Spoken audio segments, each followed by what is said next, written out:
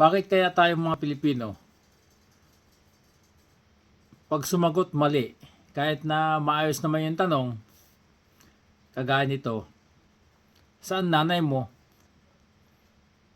Bakit po? Yun ang sagot. Pag tinanong, paano mo ginawa yan? Madali lang.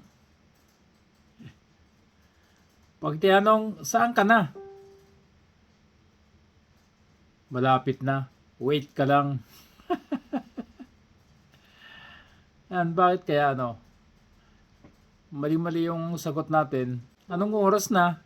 Maaga pa. Yun. Kaya mahirap intindihin. Dapat pag sumagot, tama. Ewan ko, style natin mga Pilipino yan. Pag tinanong tayo ng mga ganyan, iba yung sagot, hindi tama. Di ba? Peace.